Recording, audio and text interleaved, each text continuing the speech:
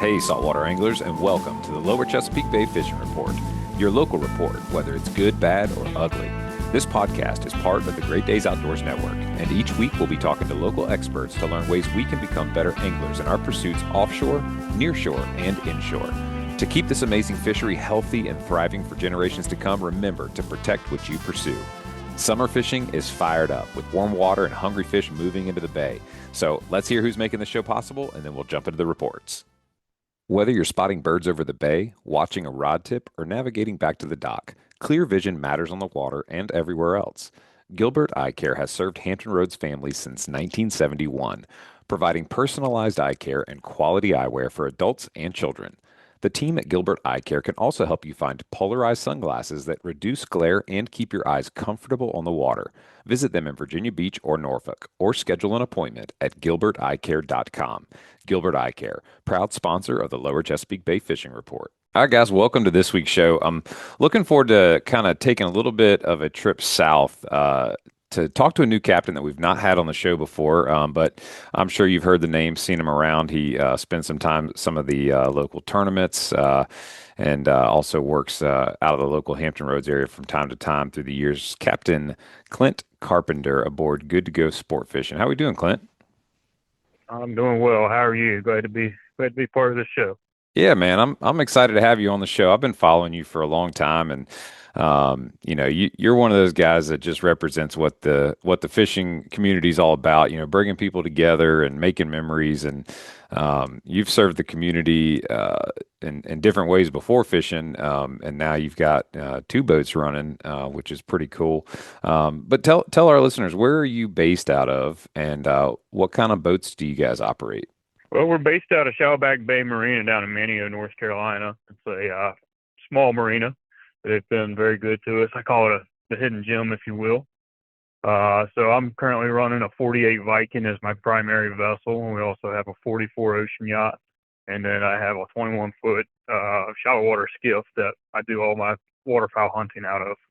Oh, very cool. Now, when you waterfowl hunt, is that right out of your backyard there in Shallowback Bay, or do you run that to different areas typically? Yeah, I run that one in different areas typically. You know, I'm born and raised over on the Eastern Shore, so I have a lot of connections over there, and that's it's home turf for me, if you will. I like to go over there, and whether I'm taking a group of guys with me or I'm going to catch up with Dad and we hunt together. Mm. I know the Eastern Shore produces some of the best whitetail hunting around. I've heard some big buck stories that come from that area. Yeah, we've been blessed with it for sure. I'd say we have a unique experience, but definitely blessed with it. Absolutely. So, what took you? Well, first off, where'd the name Good to Go Sport Fishing come from?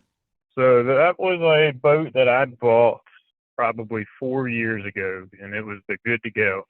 I bought her out of Hampton, and I kept the name. And as I was doing more and more, and it would just develop into it, and everybody said, "Oh, you're good to go, good to go." And then I started another business for myself, and now you got two or three businesses trading under the broad umbrella of Good to Go, and so it's just kind of snowballed from there. It's catchy, it's recognizable. Everybody just kind of sticks with it, and it's created a brand for me of my life and who I am and what I do for everybody.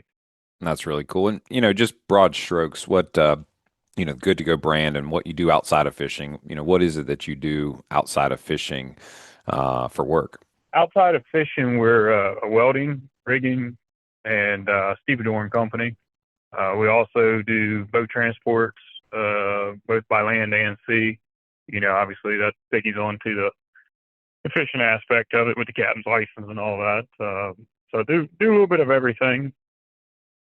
Very Keeps cool. you busy in different seasons. And then I do have another division that does laser cleaning, laser rust cleaning. So if you've got a engine block that's all rusty, or we've done full strips of Caterpillar dozers and all of that. And instead of having a sandblast, we just do it with a laser.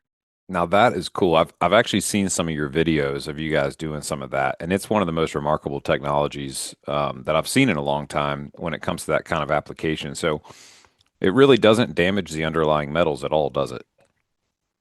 Not unless you put too much heat into it. Outside of that, there is no damage to it. Your sandblasting will obviously eat the material away.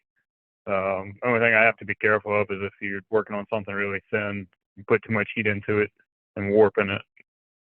Man, that's cool. So if you get it, what I'm hearing you say is you get the laser dialed in right, then you're just good to go. That's it. I'm good to go. So then, fishing. Where did your passion for fishing start, and how did you end up graduating to, the big offshore world of, the boats you run today, the Viking and the ocean yachts? Talk us through that journey of, getting bit by the offshore bug. Well, that's actually quite an interesting story. I grew up on the Eastern Shore. My grandfather was big into fishing. We'd always go out, and it was drum and trout, things of that nature. It was never offshore, but never went out beyond the protection of the barrier islands, if you will. And sometimes we even ventured out on the bay, but usually it was over there seaside on the Eastern Shore in the backwaters, and that was what I grew up in. That's what I knew, and so I did that all the way till I left the shore and moved over to Hampton Roads. There was a long period of time there that I traveled. I was on the road a lot, so I wasn't really exposed to much of it. And it wasn't until about 2010, I was in a boat late one night, and some guys were telling me a story. They were going offshore fishing. I didn't know who they were, never met them before, never seen them. They're like, "Hey, we got a spot open. You want to go?" And Sure. against my probably better judgment, I jumped on the boat with them, and it's never turned back since. Every free weekend, every free day, every waking moment, it was how could I get on a boat, and then it became, well, I want to do it for myself. Hmm. I want to do it my way. I want to, have my rods and my tackle, and so it started with smaller boats, and I'd fix it up and flip it, make a few bucks on it, so I could afford a little bit bigger, a little bit nicer boat. And I kept doing that. I think I currently own boat. I believe it's boat 15, 16, and 17 in about a 10-year period of fix, flip, and sell. Wow. All with the intent of getting something bigger, something better to get me into the class of boat and size and modern technology or whatever it was. I felt like I was missing out of the previous boat. Right, right. Man, and then here you are, 2026, looking at your website, you got pictures of you guys with a bunch of checks, winning tournaments, the Point Bluefin Tuna tournament, and full-blown Mm-hmm. charter operation out of Manio. And you guys are fully capable to pretty much go anywhere and do any kind of fishing offshore that you want to now. And if you had your day where you could go out there and fish for whatever species you wanted to target, what's your dream day typically look like on your Viking? Man, it's nothing like tuna fishing for me. Marlin fishing's fun. I travel the world and do it.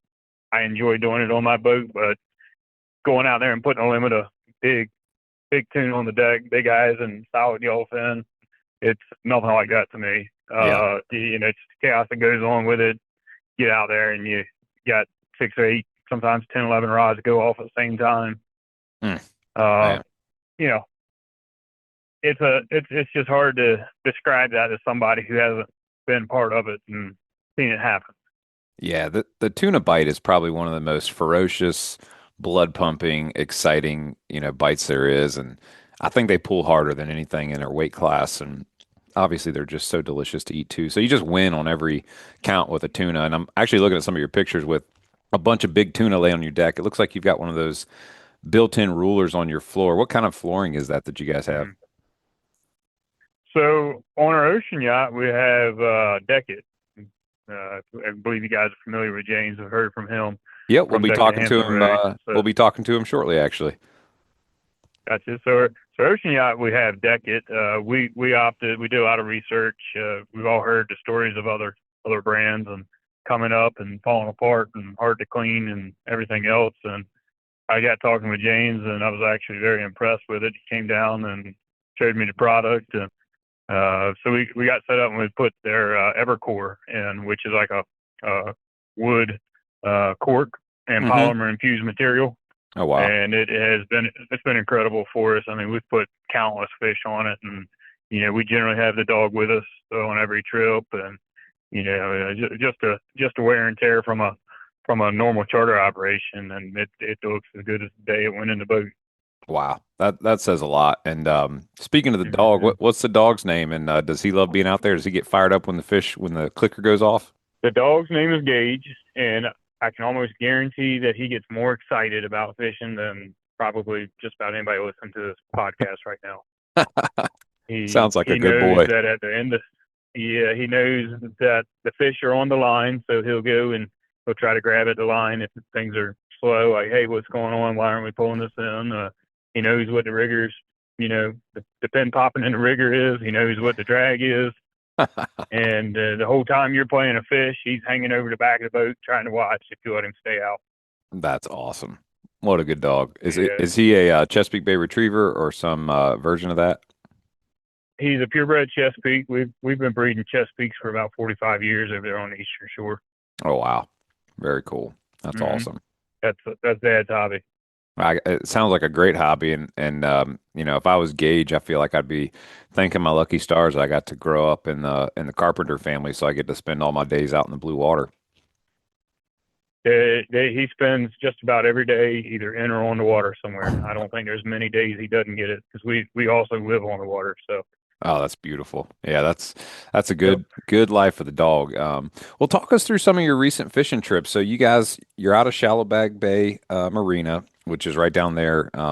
What's the nearest inlet that you guys go through to get out to the blue water? So we're navigating Oregon Inlet just like the guys from Wanchese or Pirates Cove in the fishing center. We are the marina right adjacent to Pirates Cove. So fishing for us as a tuna fisherman, it's been a little bit tough this summer. We had a couple good weeks, and then they tapered right off, and it seems like the best of the bites been well to the north of us. Hmm. So here lately we've been focusing on mahi and bill fishing. Okay. Seems to be our rock stars right now. We've had an incredible marlin bite going on. Started down to the south of us, and now it's pretty well straight out front, or a little bit to the north between us and Virginia Beach. So you get a little bit of everything there. There's blue marlin to be caught. There's white marlin to be caught. There's sailfish to be caught, and hopefully you can find some mahi and a pad of grass hanging around with them. Yep. And coming in and out of Oregon Inlet, obviously you've got videos on Wicked Tune and all the others of just how treacherous and dangerous that inlet can be. So with a boat your size and as a captain, what kind of things do you do and precautions do you take to ensure that you navigate that bridge safely each and every time? Well, a lot of it just comes down to experience and repetition. We've been in and out of there a bunch. Uh, you know where you're at and your landmarks are and what you can do and what you can't do. Obviously, you got to take into things like consideration things like the recent storm activities and uh, anything that could cause some extra shoaling inside the inlet there or shift the sand on the bars, which happens fast and frequently. So you're relying on yesterday's data and everything you've done prior, and uh, you just have to have a lot of confidence in your equipment and your ability there to make sure that that would be absolute worst case to have equipment failure going under the bridge or crossing the bar. Yeah. So we That's spend a lot of time, every trip. It's religious routine. Every trip you spend a few minutes down in the engine room looking at everything. I don't have any leaks. Nothing's broke. Nothing's showing signs. No bolt. I don't see any bolts packed off. Nothing in the bilge. hmm Anything that could show early signs of a symptom or a problem. Right. Yeah, that's you're reminding me of some of the safety conversations we've had on the show many times where, it's so easy to get, fired up and excited to go fishing and forget, safety equipment, whether that's your, PLB, EPIRB, your float plan to your loved one, whatever the case, so as a charter operation, obviously that stuff becomes I guess a daily repetition that you do, without fail. Is that something that you were, it sounds like growing up, you had a dad who was an outdoorsman who probably ingrained that stuff in you from a young age. But is that something that you had ingrained in you prior, or did you develop that safety culture once you got the boats going? Well, again, where I grew up, we weren't really into the offshore thing. So my safety when I was a kid was I had to be able to swim the creek 3 times without stopping to know that most of the time if I hit the water, I was going to be within 100 yards of the land. Right.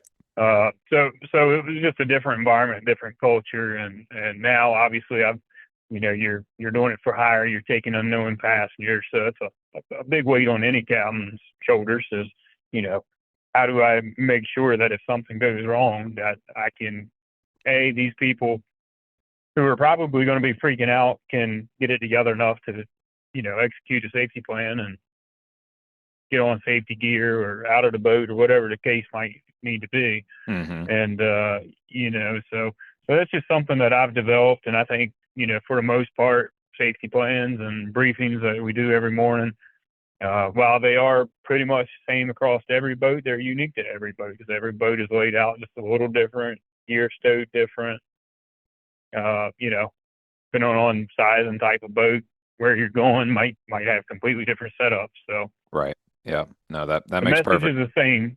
Yeah. Every single day. It's important to have Mm, that because yeah.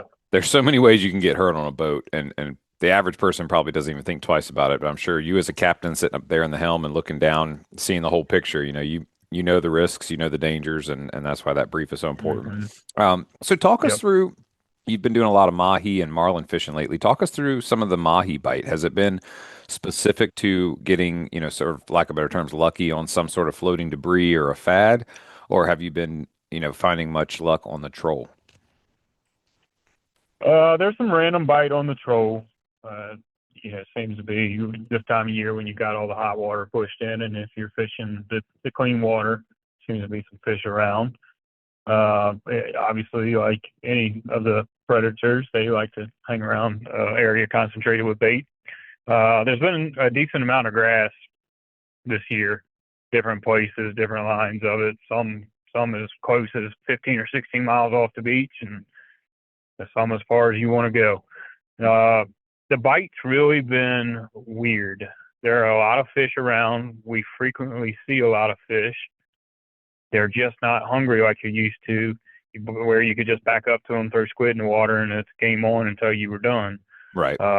You have to work for them. You get one or two that'll come up and eat the squid, and we've had to, convert over to some kind of little flashy jig or lure and slow troll around it. Or if you are into bigger fish, we'll take big ballyhoo and rig them up on circle hooks and just very slowly, usually on one engine at slow idle, bump around whatever structure's holding them. In each pass, you get a couple more. Hmm. It takes some patience, I'd So imagine. And how did you it sort of put that puzzle together in your head that that's what it would take to get them to be willing to bite? well, I think that's a lot of these fish ambush, even if they're not hungry, on a predator instinct. So you go by, they're gonna just, even if they're not trying to eat per se, they're gonna come out and attack whatever went by them. So Mm. you could argue that maybe they're not hungry, but they're coming out when you're pulling something by them and just like, hey, what are you doing here? And striking it.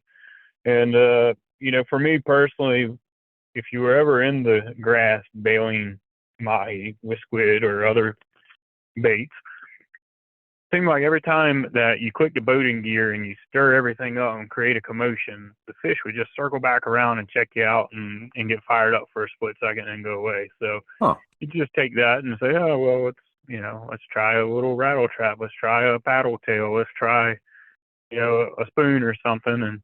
And just you do it enough, eventually you say, yeah, this works, or that doesn't. And you get your favorite, and there's no right or wrong to it. I'm sure everybody, you could talk to 10 different people and they'd all have 10 different ways of doing something.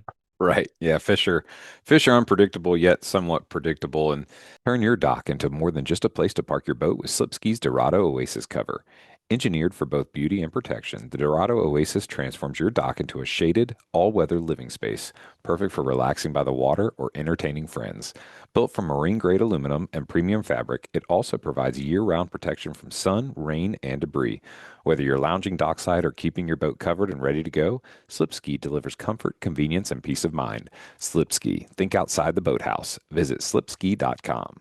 I feel like I hear this recurring theme when I talk to charter guides. You guys become subject matter experts of how to, regularly get bites. Obviously, you can't control or predict outcomes, but there you develop a certain level of consistency. And I feel like at the root of it is like a curiosity as well as a lack of understanding of how failure works. Like you guys just keep trying stuff. You keep failing until you figure it out. And I think that is rooted in like a curiosity and a willingness to sort of think outside the box. I mean, for you on Good to Go, like figuring that out about those mahi, like how many things would you say you tried that didn't work before you figured out what worked? Oh, I mean, you can look at the bottom of any tackle closet and you can answer that question. I mean, there's just That's so hundreds of true. lures and different things that you've bought over the years and you used once and it didn't work and you never pulled it out again, you know. Hmm. Uh, I think that's you go look at any boat's tackle room or you go look at any cabin's garage and it's just going to be full of stuff that you thought looked cool because let's be honest, tackle tackle suppliers and everybody else, they're making things that catch our eye as much as they are something that catches fish. So Uh, true. so so you go look at anybody's closet and you can tell. I mean, there's just me personally, I know there's hundreds of different things in there. Yeah.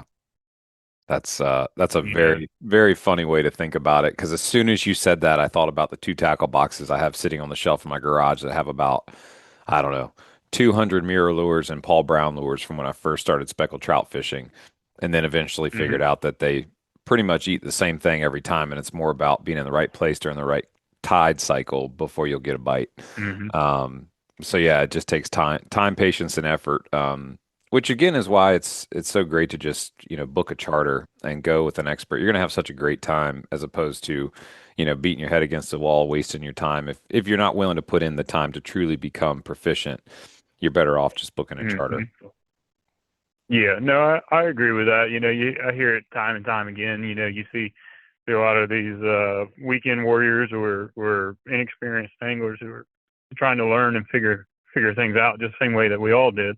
Hmm. Um, you know, you'll get a subset of folks that hop on them and, oh, if you don't know, you should just book a charter, book a charter, book a charter. Which, as a charter operator, yeah, I'd love for you to book a charter, but I would say the overwhelming majority of charter operators at one point were those same guys trying to figure things out Hmm.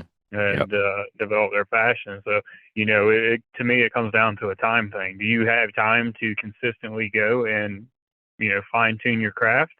Or is this something that you're only going to get to do once or twice a year? And if you've got time to do it consistently, then by all means, go out there and try something different. Talk to somebody at the dock and see what they had going on, and go try what they were doing, Yep. and until you get it figured out. But if you're going to be, you know, limited on your time, you'll have much better success if you just go with somebody that's already figured it out and Yeah. pay for that knowledge, if you will. Yeah, that's a great point. And paying for the knowledge, I think, is key because, it can be easy to just want to expect, somebody to give you some free advice or some free, secret or whatever the case. But, you got to pay for that knowledge. I remember when I first started cobia fishing, I went on 12 trips on my own boat and caught one cobia. And I was so frustrated. And I reached out to Captain Austin Hain with Fineo Sport Fish, and I said, "Hey man, can I pay you whatever your charter rate is to just come on my boat for the day and tell me all the things I'm doing wrong?" And he kind of chuckled and was like, "Sure." And I mean, my mind was just blown with all the things that I was doing wrong. So there's definitely a value in paying for knowledge, which you can learn from Mm, a charter. A day on a charter boat is probably worth, if you're a recreational fisherman who's going to start trying to pursue how to do it yourself, a day on a charter is probably the best investment you could ever make. I would agree. I would definitely agree.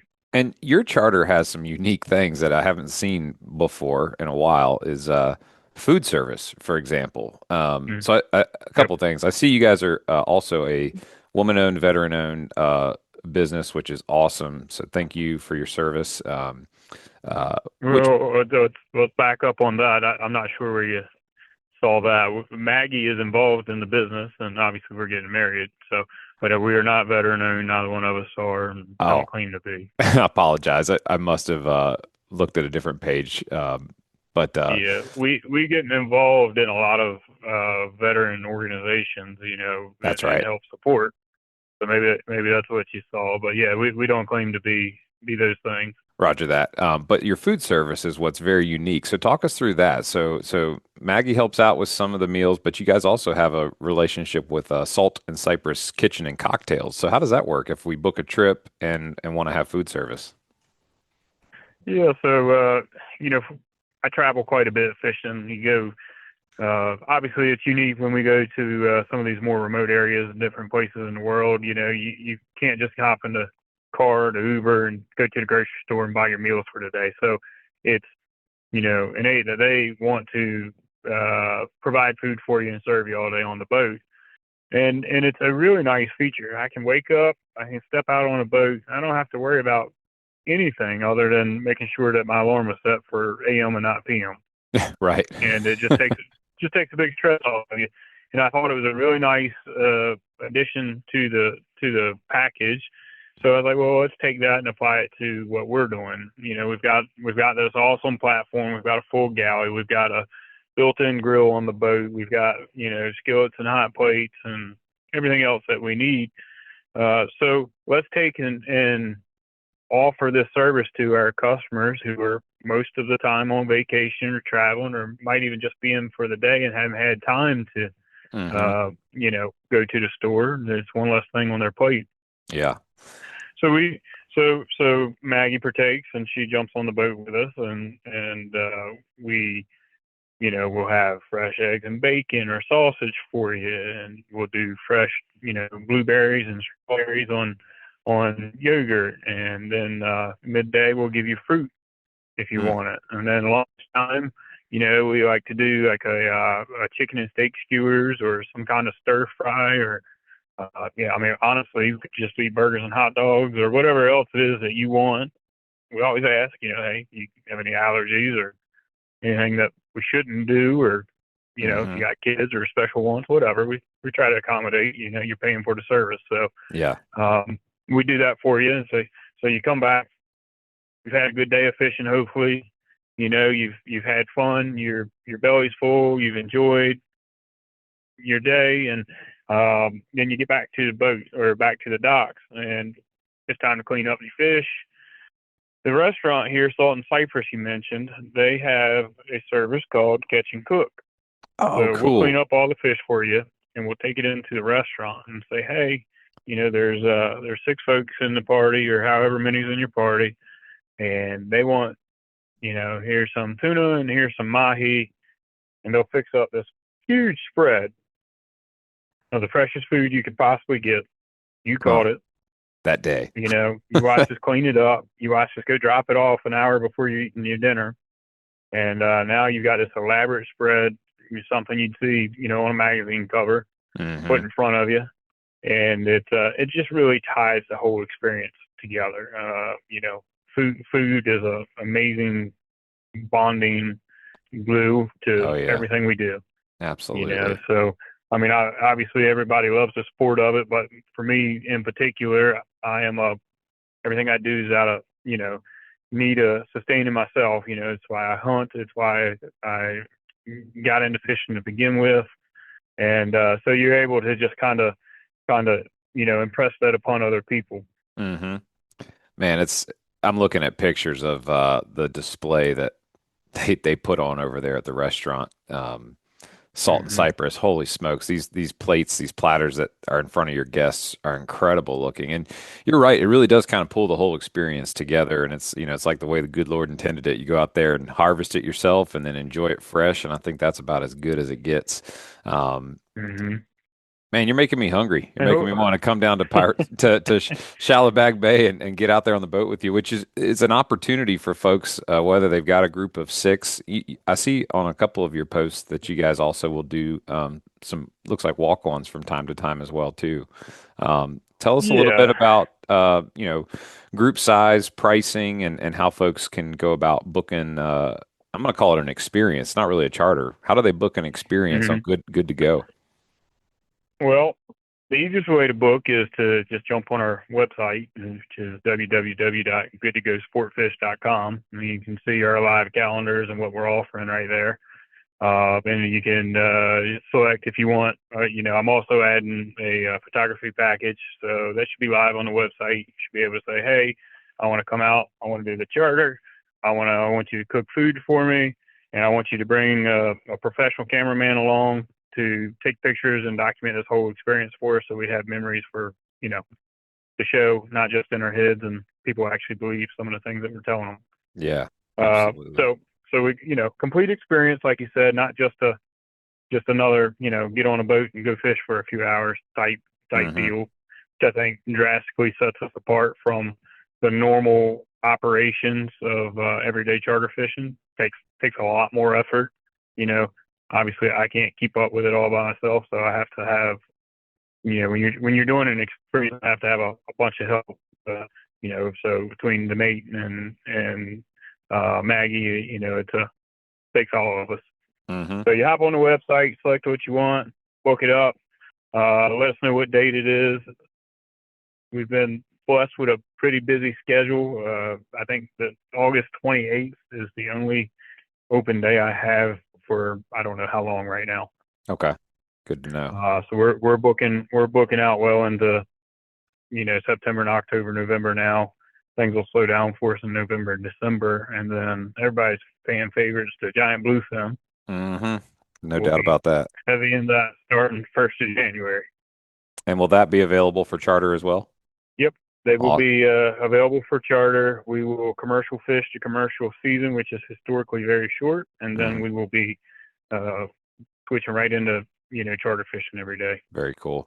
And looking at a map, for anybody that's listening to this conversation, if you're planning your, 2027 vacation to the Outer Banks, anywhere from Duck, Southern Shores, all the way down to Buxton and Hatteras, you're a short drive from Shallowbag Bay Marina. I would highly recommend incorporating this into your, family adventure.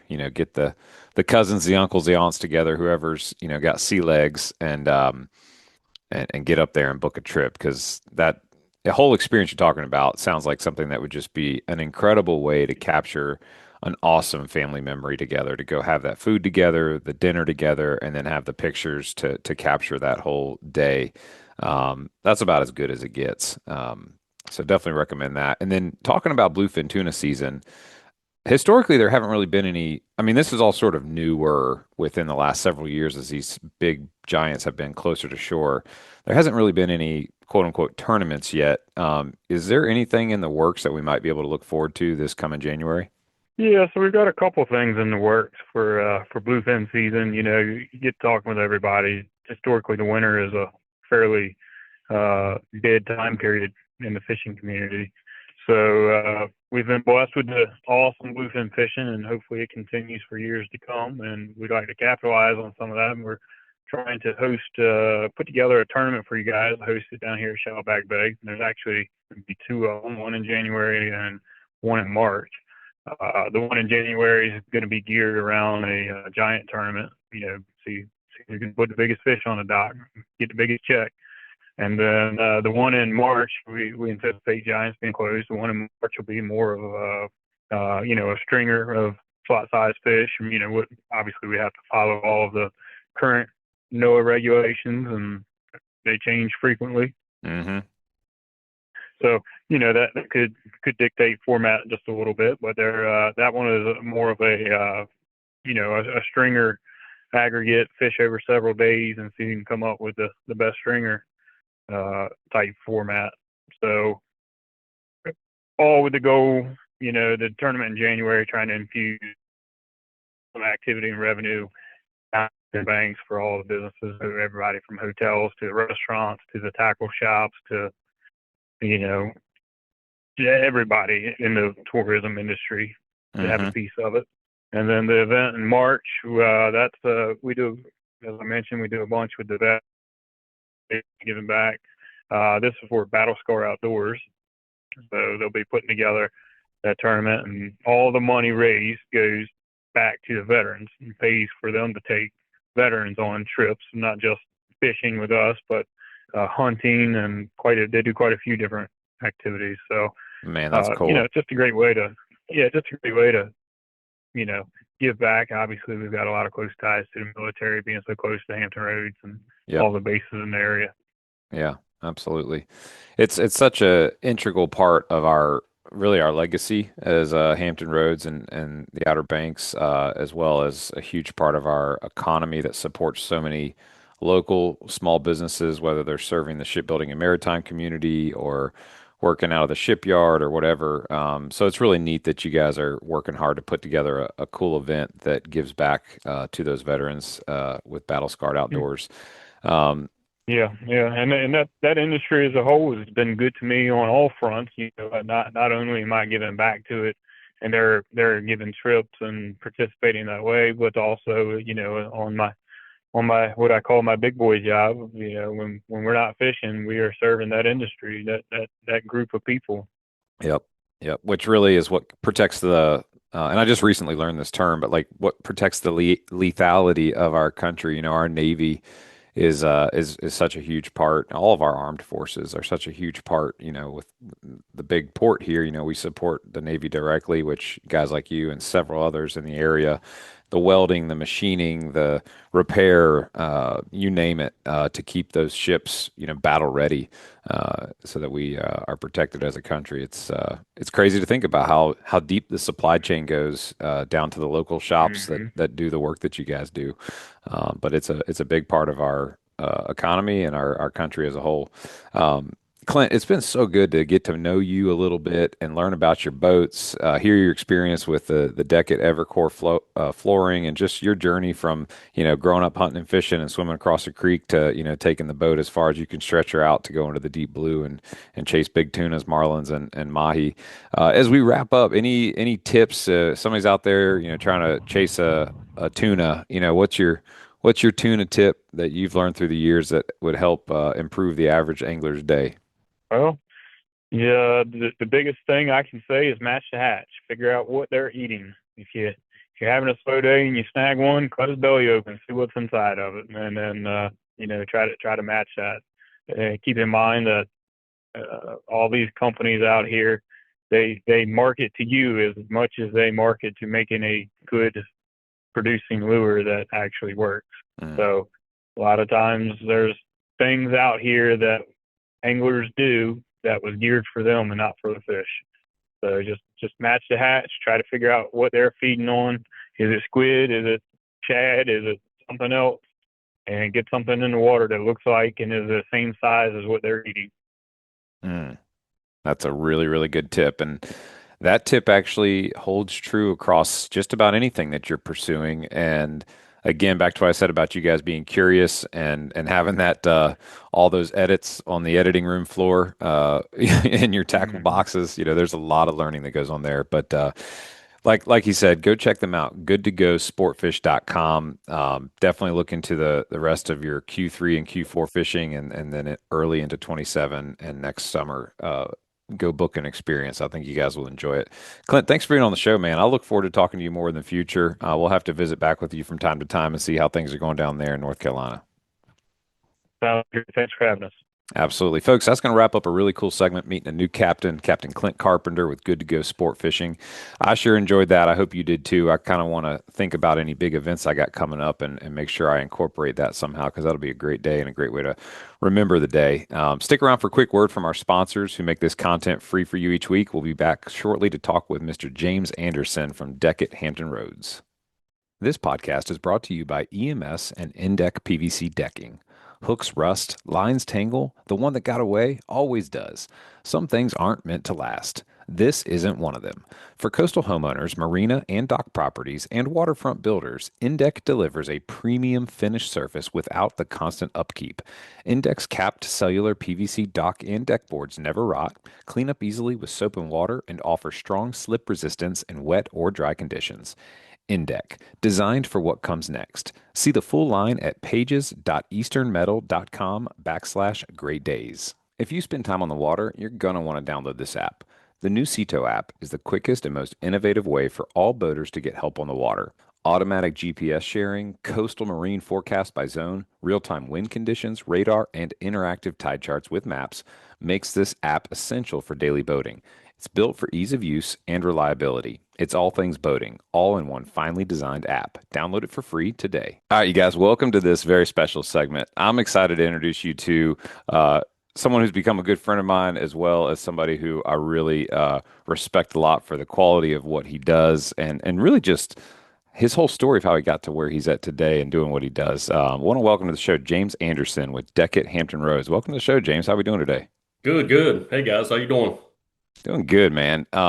So we kind of met through, looking for a solution. And since then, become friends, got to know a lot about you and kind of your start into this whole world.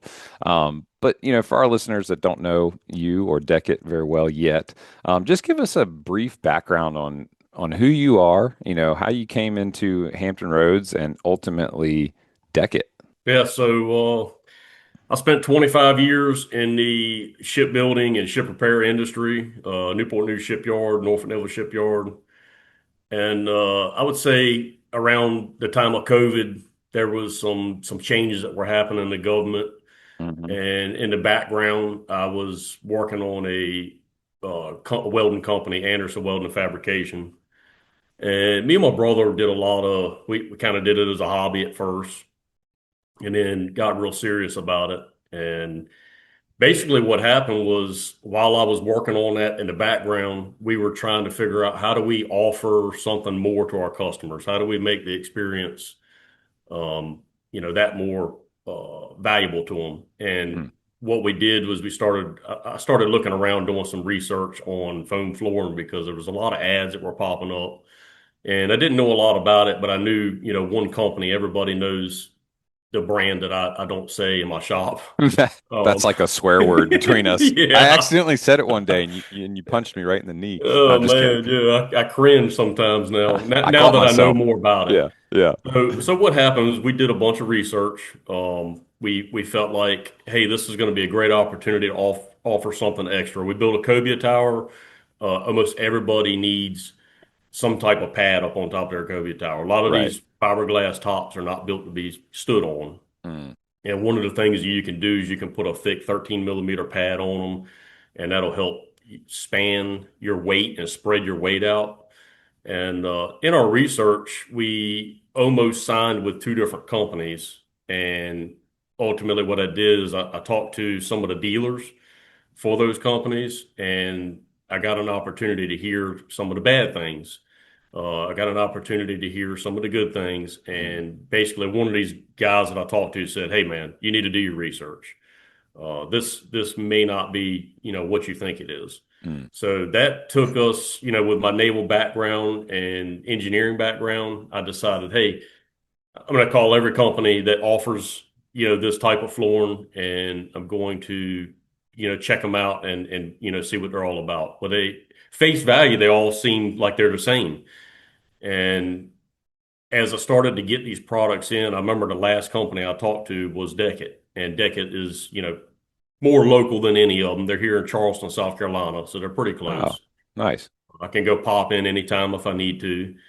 And I remember Jeff was telling me, he said, our phone is far superior to anybody else's. And I remember that moment because he told me, it's tougher, it's this, it's that. He gave me all these good things, but he also talked about light amplification, which is something that a lot of the industry does not like to talk about. They don't like to talk about the negative things of EVA Mm, foam.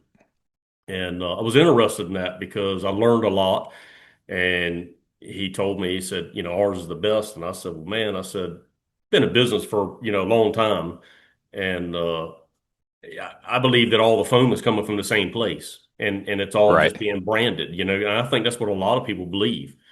And he told me, he said, when we go to the boat shows, he said, you can go take anybody else's foam, put it between your fingers.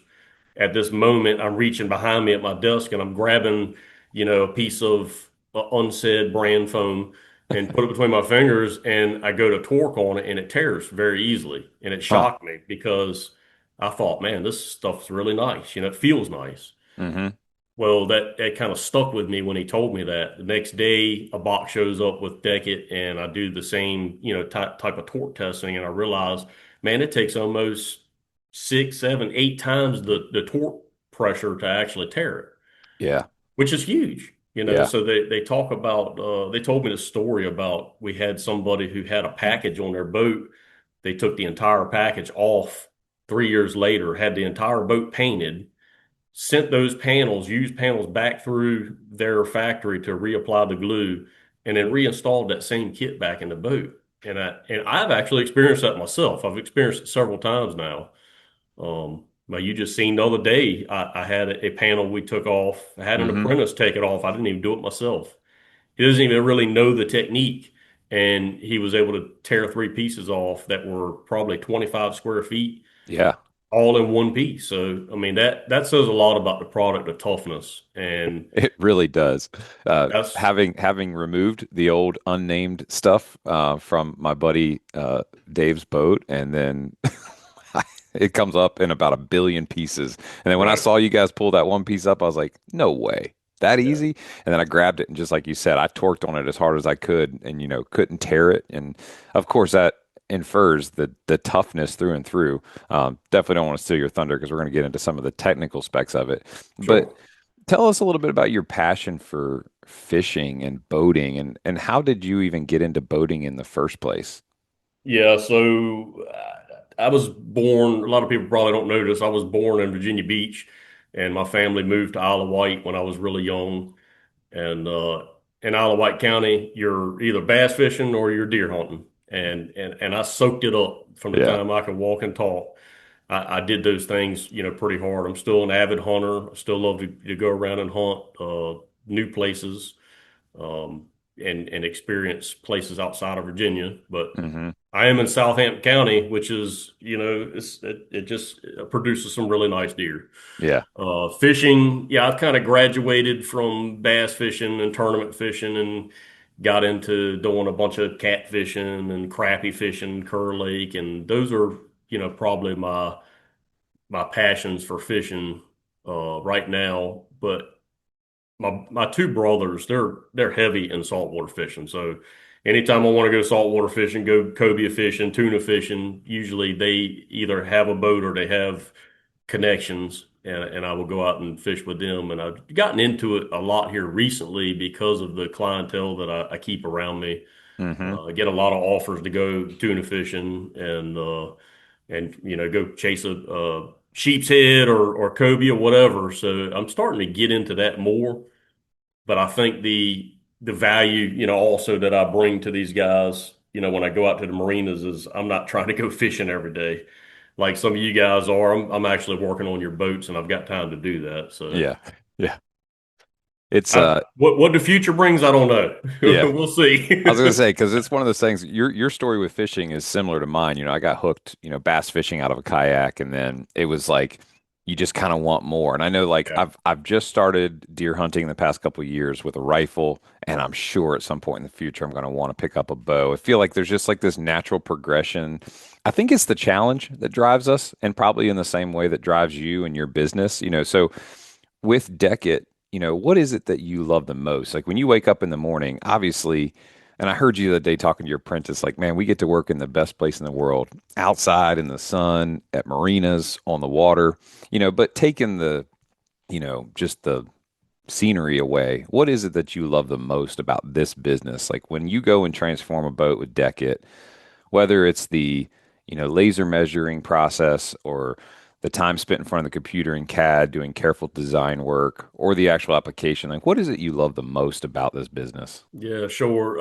So I started to lead into it earlier with the welding company. DEKit was never intended to take over like it has. It was Mm. intended to be a 10% of what we do, and it's turned into 90% of what we do. Wow. 10% still welding, and 90% has been DEKit. Um, and that's really because we just love the transformation. There's a quick transformation that we're able to make. I think the thing that really stands out to me is the relationships and friendships that we make along the way. We've got customers 2 years ago when we started doing this that reach out to me still today and share their fishing adventure. What happened. Still loving my decade. I love those conversations, and I like talking to people and hearing their story.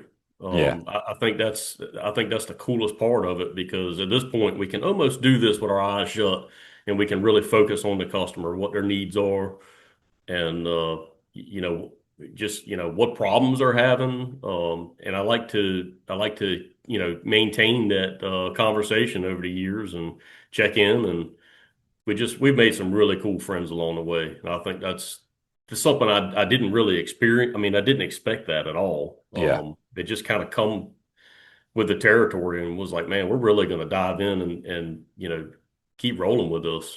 It's been good for us. I think what makes it unique, at least from my experience, doing a boat with you is, it's one thing to get like your motor worked on Right. or get a, TIG weld, done on a, crack in your tower or whatever. But there's something about the decking. It's like a very personal experience with the boat. You're like amplifying the owner's personality on the boat because they are involved in the design and it's an expression of what they love about their boat and then kind of turning the boat into what they envisioned it could potentially be. And it's several things. It's, of course, the aesthetic, the function, in some cases, even sort of repair, going over old spider cracks or whatever the case. But I do want to kind of dive into, the DEKit material and the process itself. So you talked about the different foams that are available out there. And of course, there's some names that we've all heard for years. But like anything marine related, at least, whether it's like the Sharo props that we see out there now, or the new Helm Master, or electronic steering, or electronics and, Panoptic Live Scope, everything gets better with time. Technology comes in, gets involved, and improves things well beyond where they originally were started. So, what is unique about the DEKit foam that's unlike any other foam out there? So DEKit foam is a small piece of what DEKit does. I'll start with that, but that's what everybody is looking for. I don't think they realize the different things that we offer.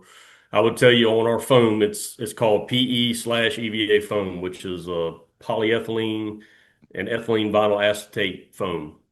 What the difference between ours and some of the competitors is how that ratio is made. So we know that DEKit material is tougher. We've experienced that many time over time. A lot of customers have been able to witness that. The boat shows, people have been able to witness it. Hmm. So what I've learned is the ingredients that they put and the chemicals that are put into the different, even though the ratio may be different, what they put into it is all purposeful. So I like to kind of describe this as like a crab cake. Everybody likes to go to the restaurant and have a nice crab cake. Yeah. Well, you can go over here and you can get one that's got celery and has breadcrumbs and all these fillers. It's still a crab cake. It's Hmm. it's still good, but you can go over here and you can have one maybe from Maryland that is full of crab and everything that's in it is purposeful. And I kind of use that analogy because everything that we have in our phone, and I don't even, I'm learning, the different things that are in there. But an example is like sodium bicarbonate is it's kind of like baking soda. It's like the opposite of baking soda. That's something that's actually put into the PE polyethylene, which makes it tougher. So there's a Uh, lot of good things in our foam that makes it durable. It's definitely more dense. yeah. Um, you'll notice that on some deckings that are older, before DEKit come along, when you stand on them, if you really pay attention, you can feel your heel touch the gel coat on a 6 millimeter floor, which is 1/4 inch thick. you can feel your heel through there. Where if you stand on DEKit and you try to really put pressure on your heel down into the gel coat, you can't feel it. Right. So that shows you a little bit, once it's installed, I can always step on a boat that's been in service for a while, and I can tell what the product is, even if it's not branded Yeah. based on that, because Yeah. we're doing so many of them. Yeah.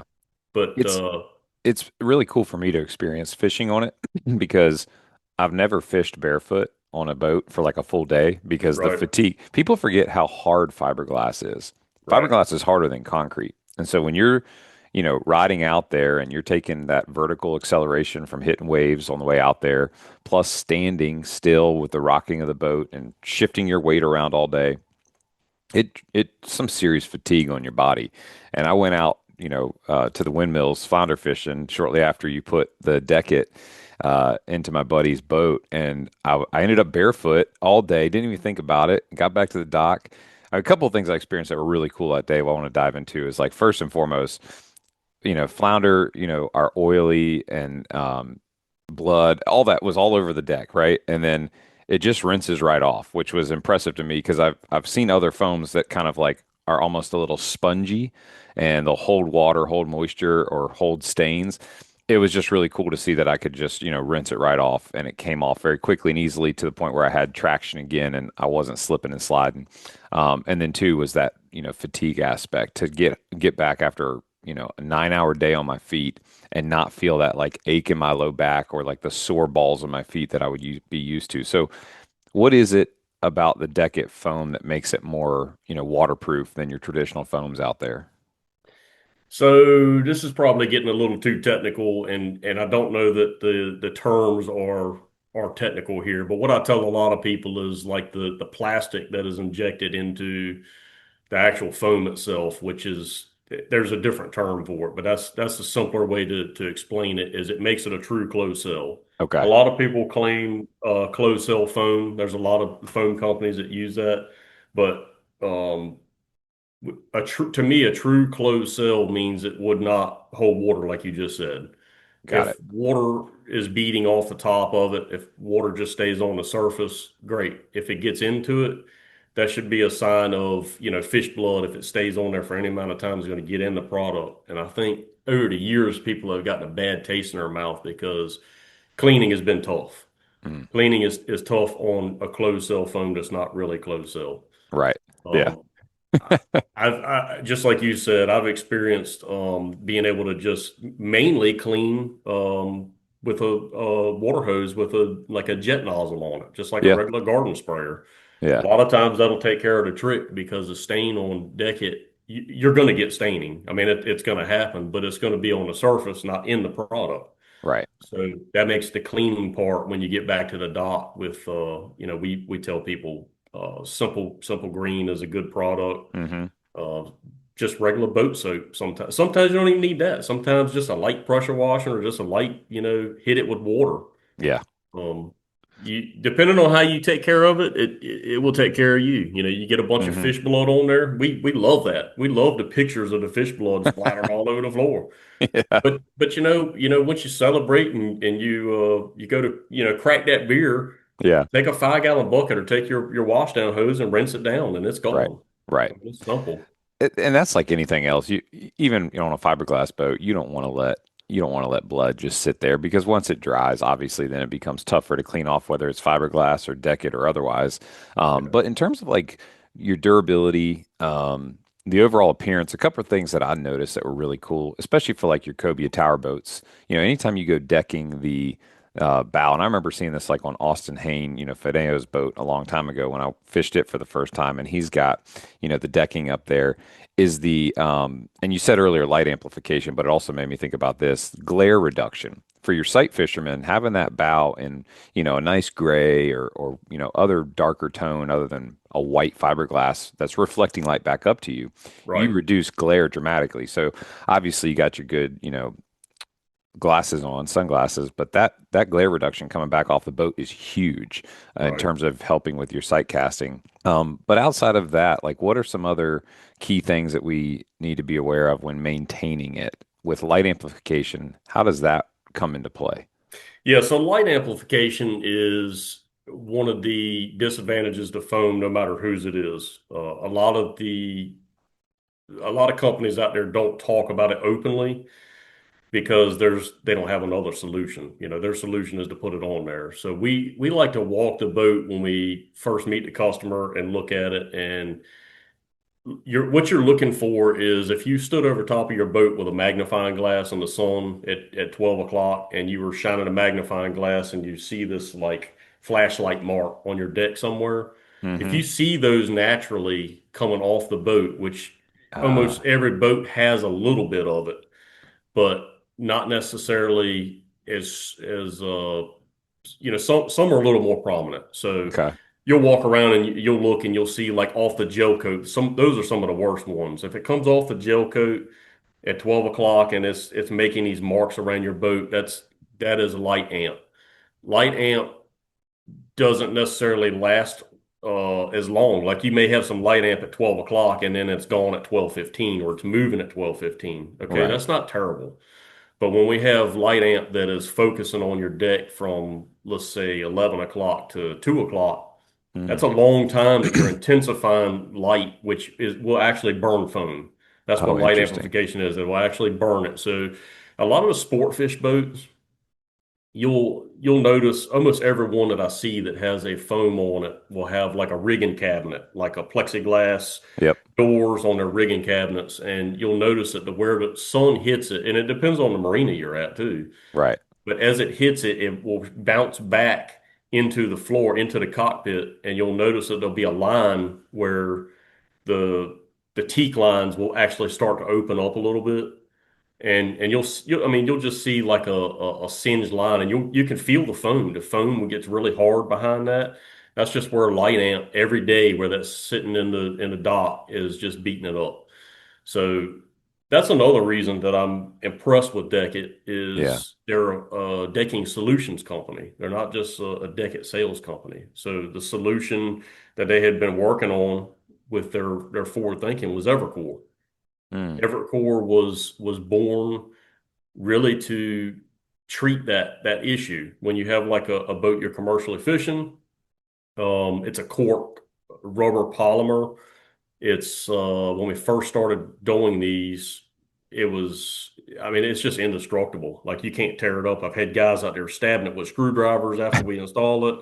Come on. Fillet knives, you can build a fire on top of it, and What? oh yeah, yes, it's indestructible. Transmission fluid, hydraulic fluid, like anything you can think of, you can throw at it.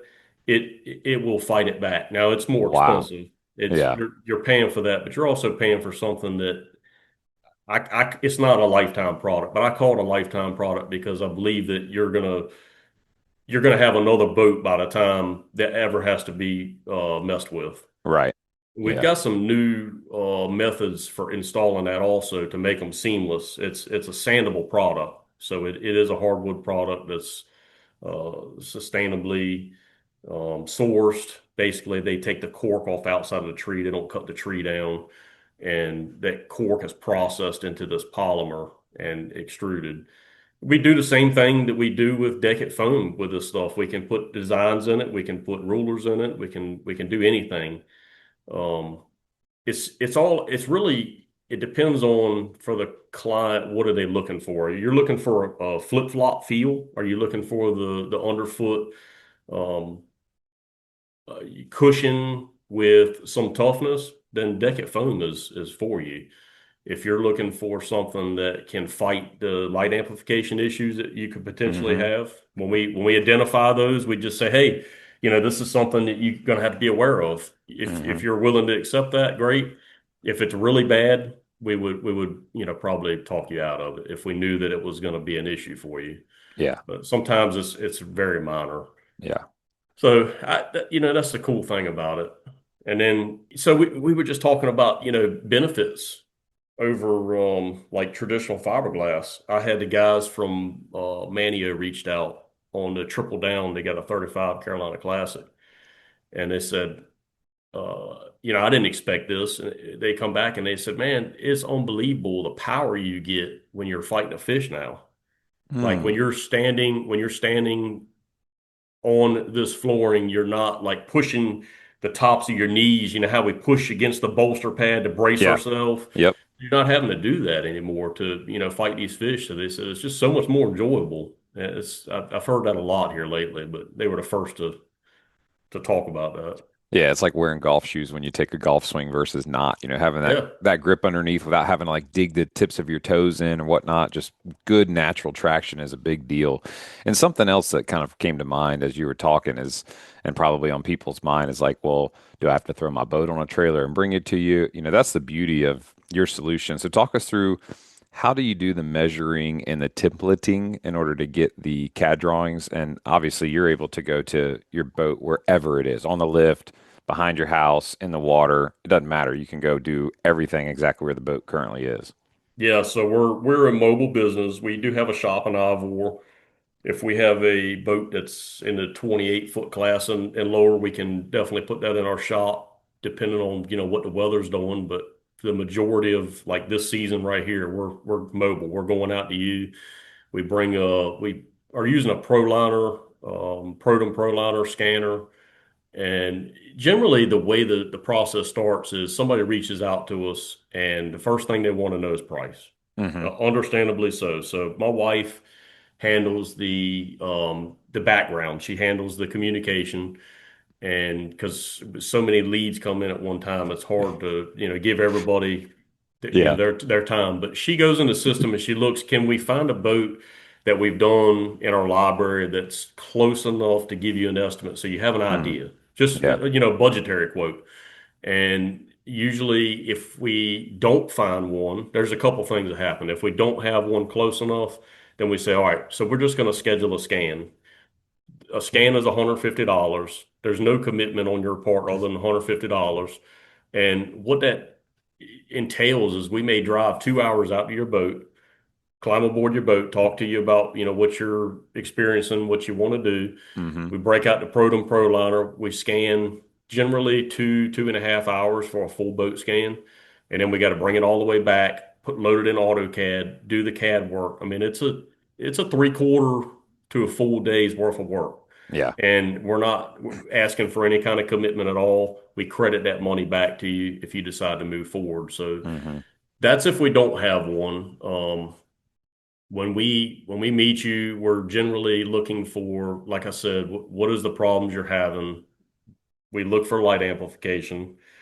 We look for any kind of, I mean, we're getting down on our hands and knees and getting pretty intimate with the boat. We're Yeah. actually surveying your floor, your deck is what we're doing. And we're looking for, is there any kind of structural fiberglass issue? Because Hmm. that may need to be repaired before we move forward. Right. We're looking at, spider cracking. We're looking at a couple things. We're looking to make sure that you're going to have something that's going to last. Yeah. I have no interest in making a sale and doing an install that I'm going to have to come back in a year to work on, or six Hmm. months or Yeah. anything. Yeah. We're ultimately looking to give you something that lasts the life. We've got a really good warranty. Very rarely do we have to do any warranty work. If we do, it's usually because we identified something in the process Right. and bring that to your attention and we take care of it. But Yeah. yeah, so for prep and install, I would say that once we've got it scanned, we know the ultimate actual price. We go over some fine details. We send it to our design team. 3 days later, they give us a proof. You get a chance to look at your proof and go, man, I want to change it. I think we had a change of heart. Yeah. We Or don't the we don't like the logo, I color. want to put the Yeah. logo here, or Yep. can we make the ruler longer? Or in my case, I temporarily forgot the minimum length of a cobia. I said, "Hey, let's make this ruler go 42 inches." Okay, no problem. And I was Sure. actually on a podcast with Austin Hain when he's like, "Yeah, 43 inches." And I was like, "Wait a second. Oh my gosh." And you guys were able to accommodate that. And I got to say, the measuring tape on the floor is one of the most time-saving features of DEKit is having that right there for your sea bass, your flounder, your cobia, your triggerfish to just be able to pop it real quick and go, "Yep."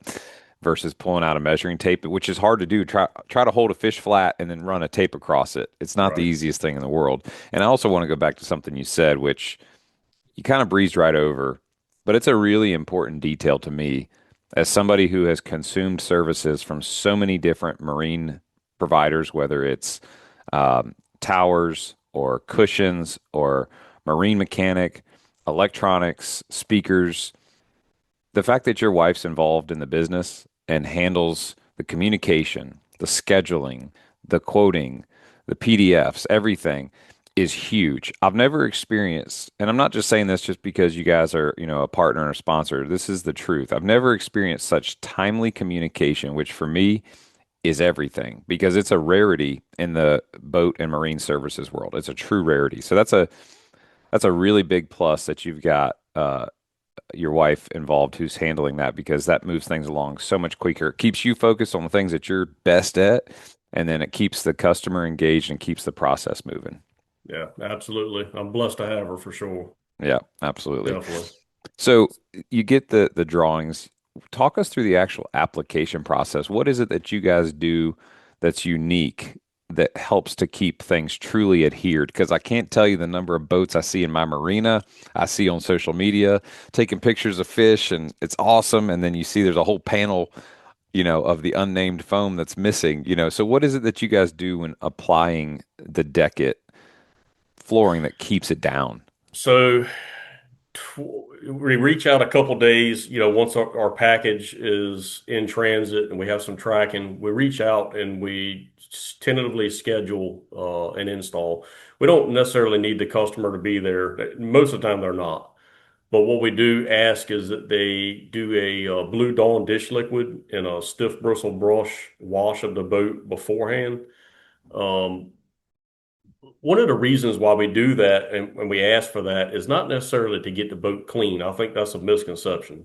What that does is there's a lot of Teflon coatings and stuff that's in boat washes. We don't know what people have washed their boat with, and everybody Uh, uses something different. So what it's doing got it. is actually stripping those waxes back. The prep that we're going to do is not going to do that.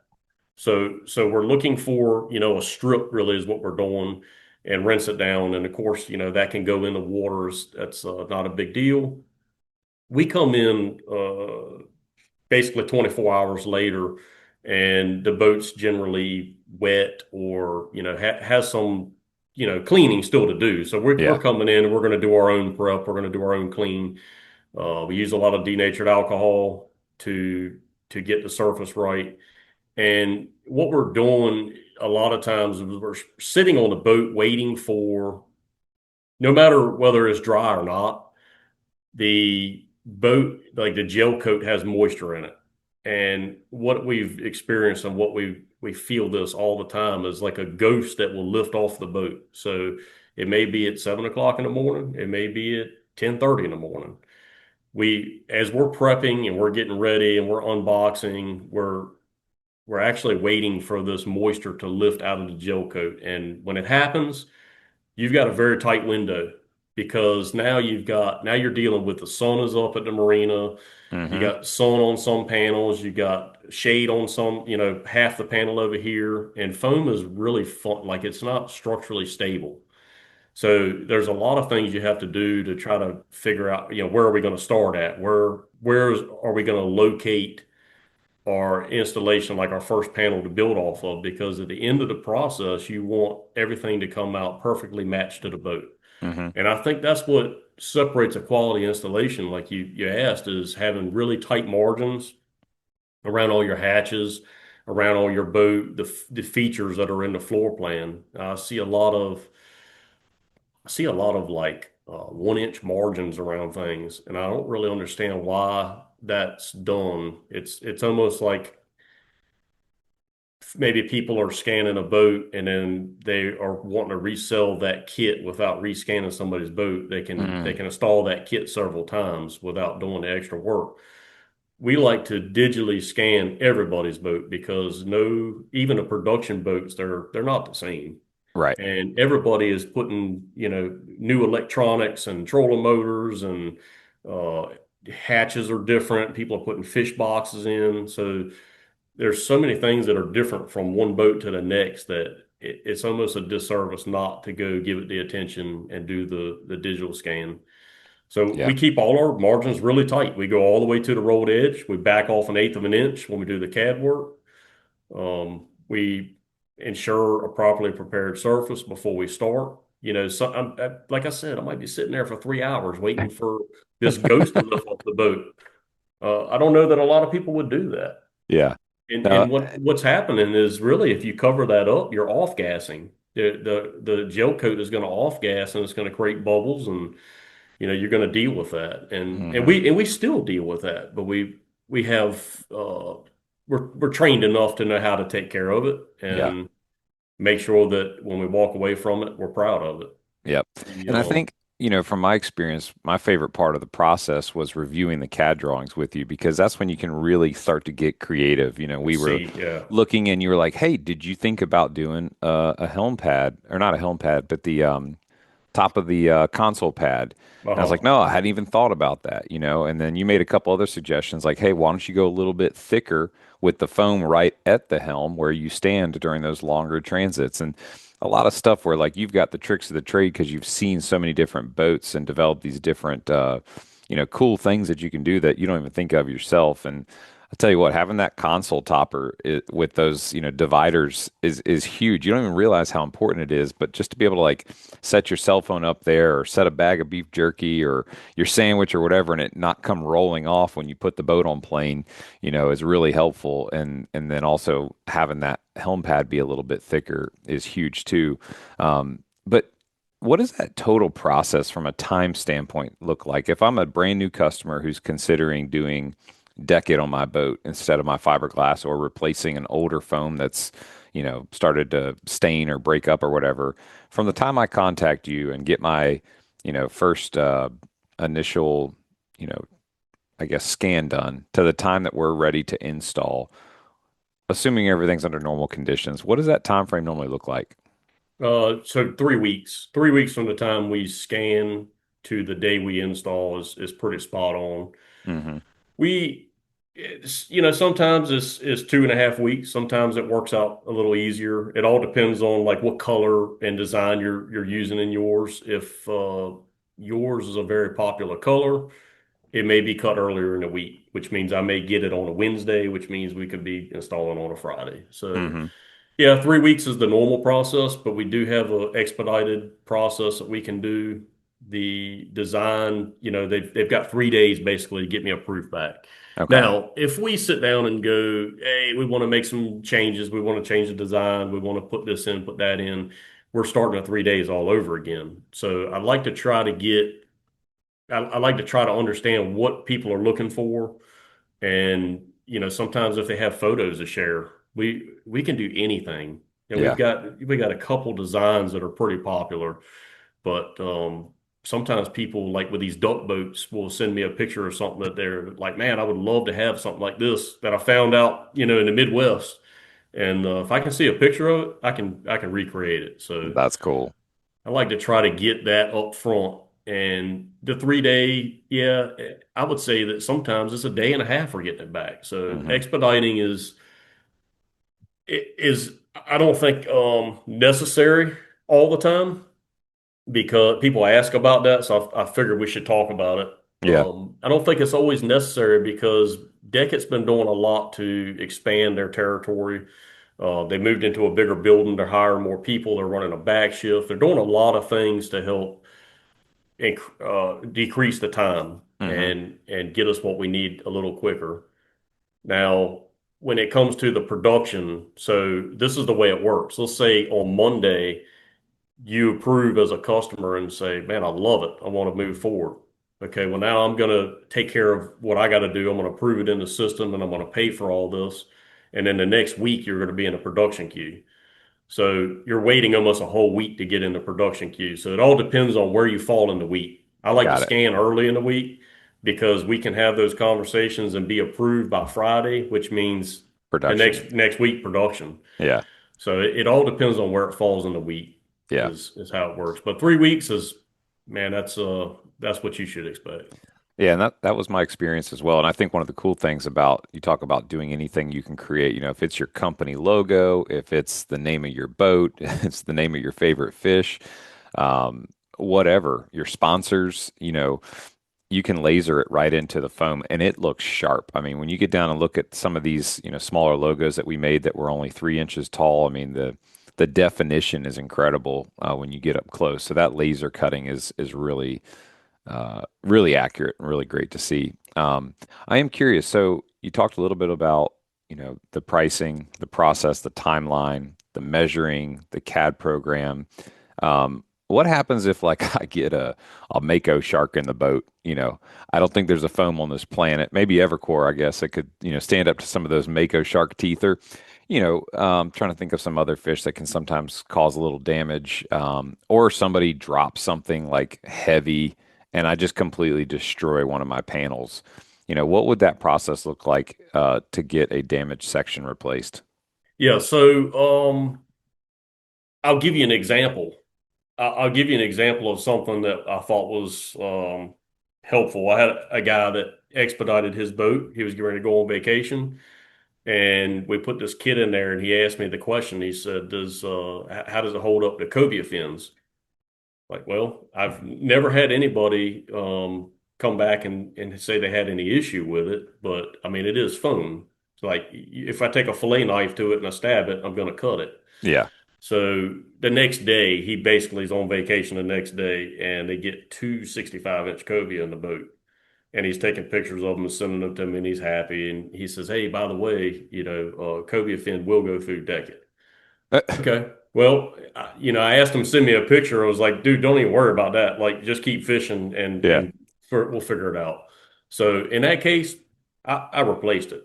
Yeah. It's a brand new product. It's easy. So we save everybody's map basically, Okay. and all I got to do is make a phone call and say, "Hey, on panel I-9 on this project, I need to get it recut." So it's cheap in that regard when we go to, recutting panels. Sometimes, a lot of these things are, I would say 2.5, 3 square feet. So it's not a terrible experience to have to replace that. Right. And I've done some of them, on my own. I've done them because it was the right thing to do. But Yeah. yeah, let's say you've had, your kid on your boat for a year and you get a mako shark in there and he just shreds it all to pieces. Take a picture, send it to me, and I'll come take care of it. It's Yeah. easy. Yeah. It's That's the easy. beauty. I think the real sweat equity and investment is up front, like getting the design Right. done, getting the initial installation done, the boat prep. I can't stress the boat prep enough. That's so important to get that good adhesion like you're talking about. But I am curious, it's great too. I love that the fact that it's made in Charleston, made in, USA. We're employing folks right here on the East Coast. Um, what is it about your background in shipbuilding and maritime and welding that you would say is a sort of unique, maybe superpower or advantage when it comes to the disciplines that you're talking about with the quality of installation? I mean, I would say that, naval work, everything is mil spec. Everything has got, super high standards. We attention for detail and everything you do with procedures, communication. That's all things that I think I brought to this business. We like to communicate well. We like to keep our customers informed of, the good and the bad, Hmm. and we like to ensure that the quality is unmatched. So I would say that those are the things that probably we bring to the table. Yep. I've got a lot of folks I've worked with through the years. I think we've shared some customers and friends in the shipbuilding and maritime world, and I know that to be true of that world. It's incredibly demanding. The quality is so demanding. In fact, anybody that works in the government contracting world knows that the only reason that these government contracts exist for, private entities to come and serve is to fulfill that safety and quality role for the government to ensure that, projects are executed to specifications and plans, which takes a lot of prep. It's always about the prep. You look at any sort of like three-phase of QC, the foundational element is your preparatory meeting to do we have all the equipment? Do we have all the material? Is everything to spec? is the area ready? Do we have all the safety boxes checked? All that stuff. And that plays a huge part in going and doing it. And you're also working in an unregulated industry in the sense that nobody says, here's how you have to do it. And Right. nobody's checking up on you. So when you go out there and shop all your different, decking options that are available out there, and there's several to choose from, I would argue, and this is why I found you, as I talked to somebody who I trust for quality, and that was, Nelva and his son Connor Caps over at Caps Boat Work. Hey, who do you guys trust to represent you when you do things like this? And they're like, hey, there's only one guy, James Anderson DEKit. And, to me, it's like, I think there was a podcast I was listening to recently. Somebody said, game knows game. And when it comes to quality, Caps represents quality, and so does DEKit and what you do here in Hampton Roads. I've seen it time and time again, and it just shows. And so I would say anybody that's considering a decking solution, think outside the box because you can do anything. Your bolster pads are starting to wear out. Don't go invest all that money in new pads that are going to just tear and rip again. Put some DEKit on it. Get some thick DEKit. I'm speaking out loud because I'm thinking about what we're going to do to my boat this fall. Oh, okay. But it's there's anything that you can imagine on the boat, you can put DEKit on it. And that's the cool thing to me is that you can really just dream up a solution. And then in terms of like the lifetime of this product or what the reasonable expectation for, it looking great, how many years do we expect to get out of a decking solution? I would say I would say 6 to 10 years, depending on how the boat is cared for. And, I've got customers that keep boat covers over their boats when they're not using them. They keep them under a shelter. Yeah, I mean, man, 12 years probably. Wow. Somebody who's got their boat that's being commercially fished hard with EVA foam. Um, yeah, I think you're going to be closer to the 5, 6 year mark when you're going to be Hmm. wanting to, look into some replacement. So for the average guy that has a boat that we do, I would say that I don't expect to hear back from you for 7, 8 years. Yeah. I think is a fair assessment. And what's cool to think about too is that you've got all those drawings, you've got all those individual pieces. So maybe I do call you at the 7 year mark and I go, hey man, I'm looking at the boat. Here's a picture. I think I just want to replace these four panels. I could Yeah. do that, right? Yep, absolutely. Yeah. So here's a situation. I've got a 47-foot Freeman in the area that has DEKit on it from 2019, and it's been fished hard and it's been loved hard. If it's the Um, boat I'm thinking of, yes, it has. yeah. So you know what I'm talking about. Yeah. So I offered something. It doesn't quite say Freeman on the side of it. Yeah, it doesn't quite say Freeman. So this was a situation I ran into him on another boat that he had, and I said, "Hey, man, I remember there was a small repair. I'm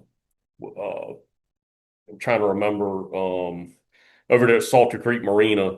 It was in there for a short spell, and it had a small piece that was coming up, and I went and made a repair in the wintertime. Well, I've learned um, definitely need to be 60, 65 degrees, the gel coat temperature, even through the whole boat to do this. But we're able to salvage it. Like we walked on the boat and he said, yeah, I'm thinking about maybe replacing it. And I was like, it's actually a pretty good quality product. Like there's nothing wrong with it. There's some adhesion issues. Mm. So we can save this. We can salvage it. So we do this for anybody. Sometimes we run into somebody that has the what I don't want to say, the product I don't The want to say. unnamed. Yeah. Yeah, so sometimes I run into people that have that, and they're like, what can I do? Well, we can definitely make a repair. We charge $150. I'm pretty upfront about that. Yeah. $150 an hour, and we'll a lot of times remove. We've done a lot of these here lately. We'll remove it off the boat. We'll clean the boat properly underneath that pad. Sometimes we'll take the pads back to our shop and we'll actually scrub them and re-prep them and set them up, with glue, heated glue, and then we'll come back and we'll do the install just like we would do with DEKit. And I think that is something that people appreciate because we're extending the life of what they have. Hmm. If it's not necessarily torn, we're Hmm. extending the life of that. And then a lot of times it turns into a relationship and they come back to us and they say, hey, we're ready to upgrade Yeah. and do our whole boat. So we do a lot of those. And we did on that 47 Freeman, we did a lot of repair on that. And I think that was a testament also to how cool DEKit is. Like from 2019, we Yeah. went in there and pulled panels off. I was on one end of the boat, my apprentice is on the other end of the boat, and we're pulling panels off at the same time. And these are big sheets, and we didn't tear not one of them. And we were able Wow. to salvage and, extend the life of it. He probably will get another two. He'll probably sell the boat before I Yeah, get he to needs replace another. Yeah. it. Well, and you going out there and doing that, I'm sure is not like your favorite work in the whole wide world, Not at but all. what you're doing is you're going and forgiving the sins of the installer who went before you that didn't wait for the ghost to lift off the boat, didn't use the right, I think you called it a adhesion promoter that you guys actually lay down before you put the panels down. So you've got the glue, you got the adhesion promoter, and then you got the surface prep that all goes into uh, a good install, but then also waiting for that ideal time to do it. Of all the boats that you've done through the years, what would you say, it was one of your favorite transformations that you got to be a part of? Oh man, that's a tough one. That's a tough one. I'm sure you've seen some cool ones, and that's kind of the neat thing. It's like you get to see so many cool boats. I do, man. I really appreciate that part of this is being able to go meet people and just climb on nice boats and just I mean some things you see are just mind blowing. Yeah. I don't know that I could name one. I would say that there's so many and every one that we touch, we put the same love into it and we walk away and we're proud of it. It doesn't matter if it's a kayak or a yacht. Mm. I say for me personally, the friendships we make along the way and just being able to hear the anglers fishing stories, 2 years later, that means a lot to us. Yeah. I like the stories of the captains. I like the stories of the boats and where they came from. And I would just say that every one of them we put so much effort into it equally. Yeah. I couldn't pick one project. That's fair. That's fair. It's like trying to, ask you which one of your kids you love the most. Right. I love them all the same. Maybe what's a neat trend or maybe a unique aspect that you've seen people do that like folks wouldn't naturally think of, whether that's the type of boat that they did it to or some sort of unique solution on the boat that you did using DEKit. Would definitely say the console toppers are something that's overlooked and people don't probably realize the benefit of it. 13 millimeters, half inch thick. We can route pockets into it. We can route several pockets into it. We just put one big pocket into it. Yeah. So I think that's a big thing for people. And then recently we just did the bolster pads on a boat. We've done this a couple times, and this last one we did a little different. He pulled all the cushion pads off and decided not to replace those. Traditionally, he decided he wanted to put DEKit on there, and we went back and we scanned them all as one full length down the boat. And instead of having the individual pads replaced Hmm. with DEKit, we did the whole thing all the way around. Oh, like one solid piece. Yeah, and Oh, that's put cool. Going from the back all the way up to the front. exactly. Yeah. And we were able to do that with a thicker 13 millimeter and put the Sea Hunt logos in it. And Nice. when we got done with that, that was really sharp. I got to admit, I think that's a good upgrade, and it's something that people should definitely consider. Yeah, because for two reasons. One, it's a cleaner, sharper look than bolster pads. And then like when you take your average 24 to 28-foot center console, when you walk around the console, you don't typically have like a ton of space. You're not like marching, sideways, down the boat. You kind of have to sometimes turn a little bit because it's got a little bit of, a squeeze there. You Right. also gain space because your average bolster pad is, sticks out 2 to 3 inches and then you're going from that to a 13 millimeter foam. So you actually gain some space on the side when you're walking around your console, in addition to it looking sharp. And then I'm even thinking about like the average boat that's got, the sort of front area with, your two coffin fish boxes and maybe an anchor locker, and people are sitting up there and leaning back up against the hard fiberglass. You throw those bolster, where you can't put bolster pads because there's no way to get behind it to bolt them. You typically end up with just fiberglass up there near the bow. Now you can take that bolster pad all the way up with DEKit so that Right. you sit back and have something to lean into. I'm even thinking of some ideas that we could try where you take your average cobia tower with the box. I don't know about you, but if you've ever been cobia fishing in a little bit of rough water, you find your belly and pelvis slamming into the console box up there a lot. Right. I'd be interested in doing some DEKit across the surface of the console up there as well as the front, so that you got a little bit of padding as well as again glare reduction. So Yeah. yeah, I'm just That'd be dreaming now. huge. Yeah, Yeah. it could be applied anywhere because, where you can't necessarily do some things with your traditional like vinyl to do glare reduction because you can't go around, your steering wheel or your binnacles. The DEKit could be cut to where you could put the pieces in like a puzzle, and then you have a solid, smooth finished surface when you're done.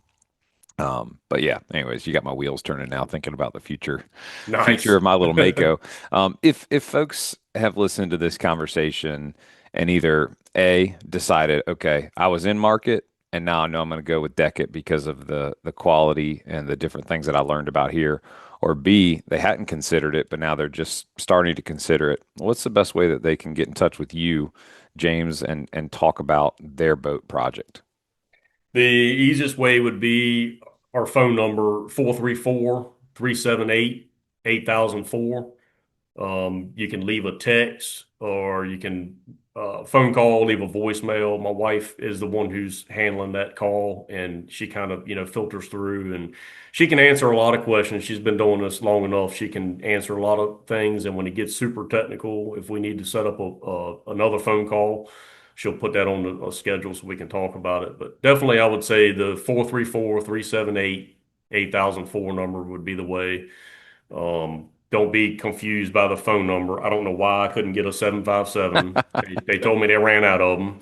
They did, actually. Yeah, I hate that.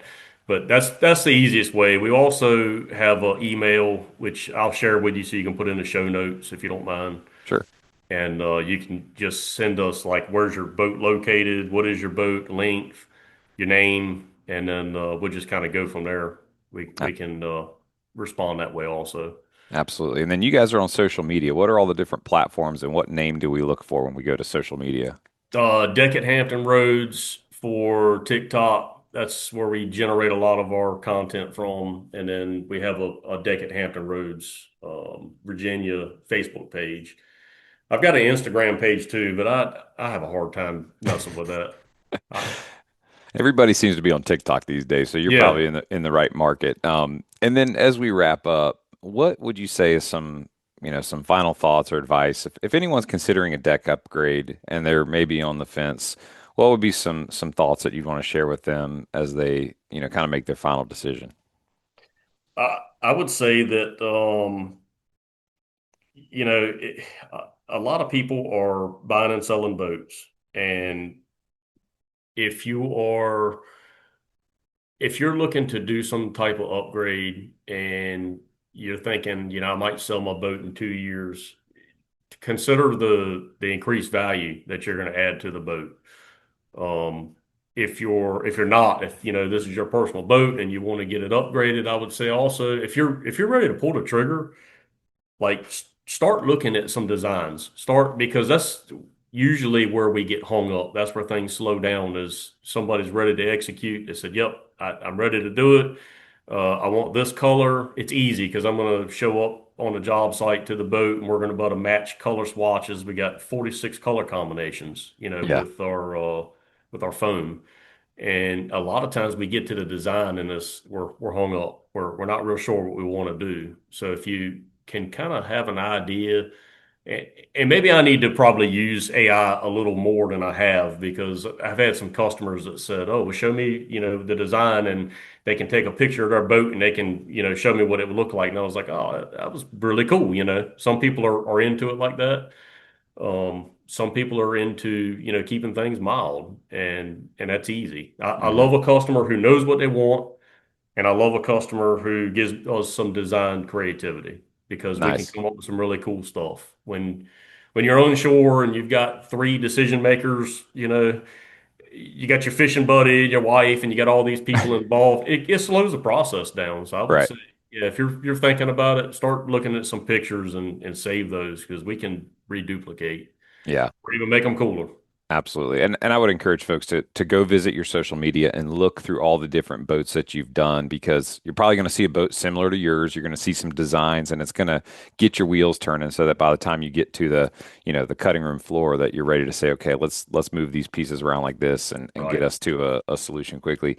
James, it's been so fun having this conversation with you. I've learned a lot. I find I'm kind of like a nerd for the tech specs on things because I want to understand how stuff works. So I hope our listeners have enjoyed kind of getting to, look under the hood of, what really goes into a quality EVA foam, a quality installation, and a long-term solution for your boat that's going to serve you with, quality, aesthetic, traction, which also is kind of a safety thing too. I can't tell you the number of times I've almost slipped and ate it on a boat because either people weren't keeping up with keeping the deck clean, or obviously didn't have any grip, didn't have a Right. DEKit, didn't have any sort of gel coat that has a little stipple in it, nothing. So, man, thanks so much for coming on the show. Thank you for being a sponsor of the show. You are a key part of the local fishing community as a fisherman and as somebody who's now, taking care of so many people's boats. I hope that when we're talking this time next year, we can walk around any marina in Hampton Roads and go, oh, there's DEKit, there's DEKit, there's DEKit. Just because I love, people that are part of the community giving back to the community. So thanks Yeah, for being on man. the show, man, and thank you for being a sponsor. Thanks for having me, man. I've been following this show for quite some time, and I always get a little something out of it every time. I think you're bringing a huge value to this community with this podcast. So thank you. Thank you, man. That means a lot to me personally because that is, you've got your mission with DEKit, and my mission with the podcast is just to connect local anglers with awesome local charter guides and local products and services with local boaters. And so, you being a partner in that just means a lot to me, and look forward to sharing some fish stories here together in the near future. Yeah, man. Awesome. Have a good one. You too. Guys, that's going to wrap it up with James Anderson with DEKit Hampton Roads. I hope you enjoyed that conversation as much as I did. I hope you learned something that you didn't know about DEKit and DEKit foam and how the installation works. If you've got a boat and you're looking at it and it doesn't have DEKit in it, it might be time to look at it as the next solution for your marine product. So stick around for a quick word from our sponsors that make this content free for you, and we'll be back with you real soon. When you're on the water, your boat deck should work as hard as you do. DEKit Hampton Roads offers custom non-skid marine flooring solutions built for comfort, traction, and a clean finished look. Whether you fish hard, cruise with the family, or spend long days barefoot on deck, DEKit helps make your boat safer, cooler, and more comfortable underfoot. Their process includes digital scanning, CAD design, CNC precision cutting, and professional installation for a custom fit instead of a one-size-fits-all solution. Ready to upgrade your boat? Call DEKit Hampton Roads at 434-378-8004 for an estimate and to see how good your deck can look and feel when you deck it out. All right, y'all, that's going to wrap it up this week. Please subscribe, rate, and review wherever you listen to podcasts. And remember, to get your free APCO Camo Sunglasses Cleaner Cloth, text the acronym LCBFR to 779-345-2918 to get your promo code and be added to our email list so we can send you the new show each week. You guys keep on whacking them and be safe out there.